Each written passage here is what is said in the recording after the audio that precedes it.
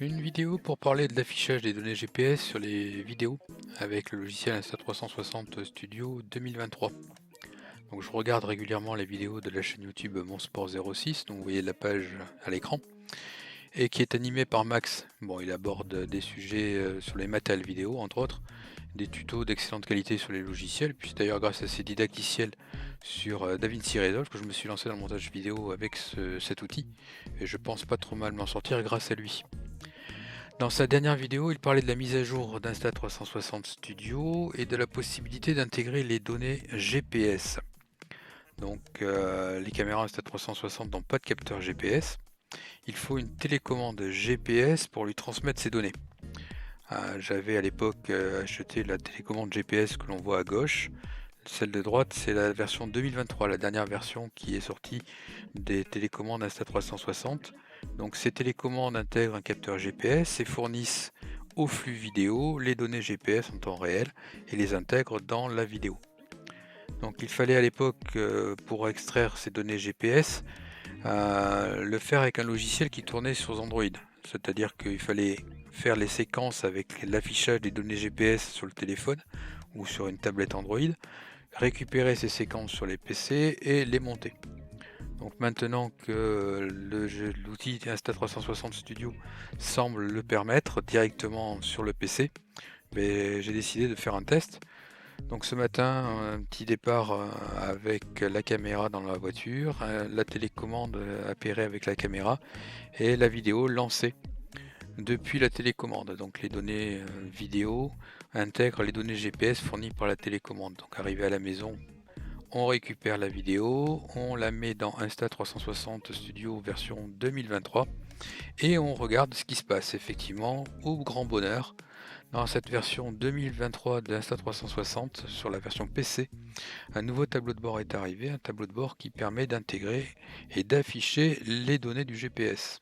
Donc quand on va déplier ce nouveau tableau de bord, on a les six cadrans des données GPS que l'on peut afficher sur la séquence vidéo. On peut afficher la vitesse, on peut afficher l'altitude, on peut afficher la direction avec les coordonnées GPS. Donc on voit que ici que l'on est à Bordeaux et on est sur la roquette bordelaise, et on peut afficher la distance depuis le début de la séquence, la pente de la route ainsi que le chemin parcouru.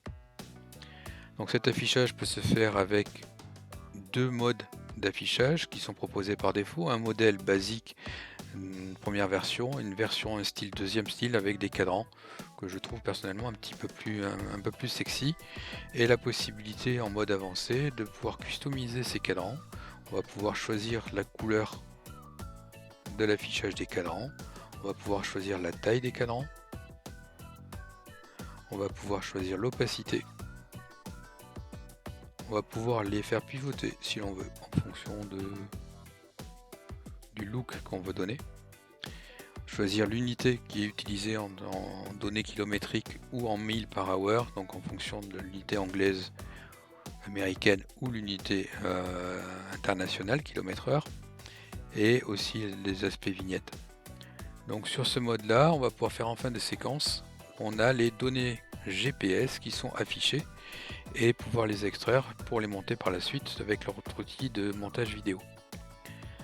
Un dernier élément, c'est sur la partie altitude, où j'ai quelques petits doutes par rapport à la fiabilité des données GPS de cette télécommande.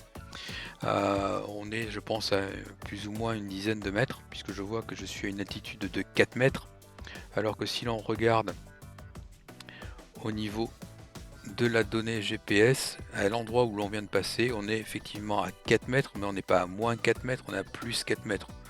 On n'est pas en dessous du niveau de la mer à Bordeaux, encore heureux.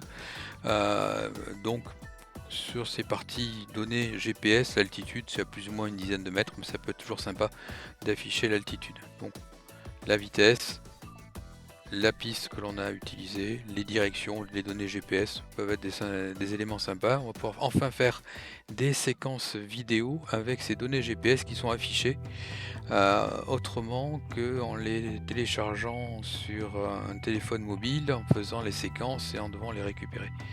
Donc cette solution 2023 est une solution qui est beaucoup plus agréable et nous permet enfin de récupérer ces données.